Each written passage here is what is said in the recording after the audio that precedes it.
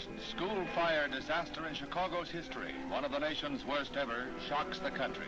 The tragedy struck a Catholic parochial school just 18 minutes before classes were to be dismissed for the day. In 1958, 92 children and 3 teaching nuns died in a fire at Our Lady of the Angels School in Chicago. It was a fire that shocked the world. It led to a nationwide reform of fire safety in schools. But only in the light of the work of human behavior experts can that afternoon's events be fully understood.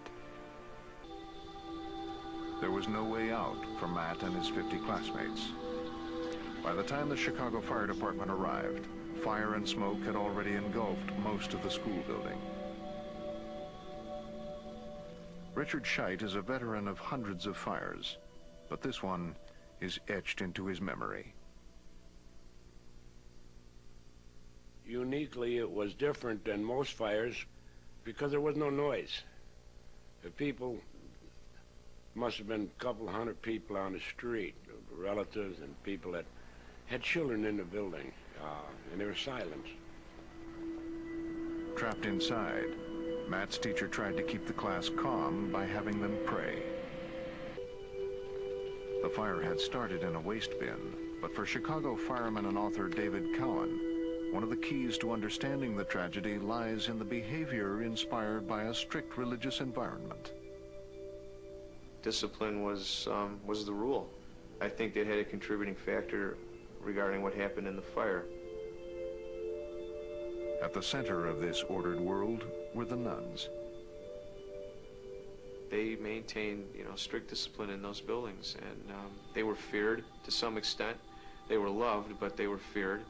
And the kids knew not to get out of line. It was that kind of a building. Rescue was at hand for Matt's class. The school caretaker and a priest crawled up the back stairs and unlocked the door at the rear of the class from the outside. Matt and his class survived, but 92 others were not so lucky.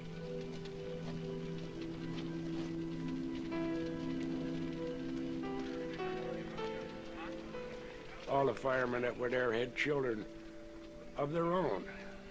And when you hold them in your arms, all children feel the same.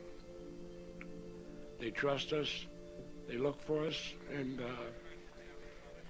we had no control over it. We failed. We weren't able to do what we wanted to do. We wanted to save those children. Matt Plovanich believes he owes his life in part to the fact that he obeyed his teacher.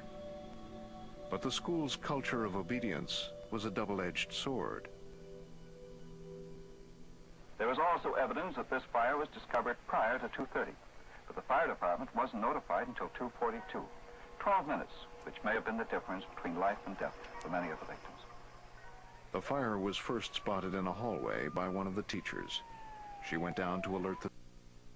But when the teacher got to the office, there was no sign of the Sister Superior, so the bell wasn't sounded. The teacher returned to her classroom, and she and her neighboring teacher decided that they would go ahead and evacuate their students and not wait for an alarm. It was only after they had removed their own classes that the teacher returned to the school to pull the alarm. It proved to be a deadly delay.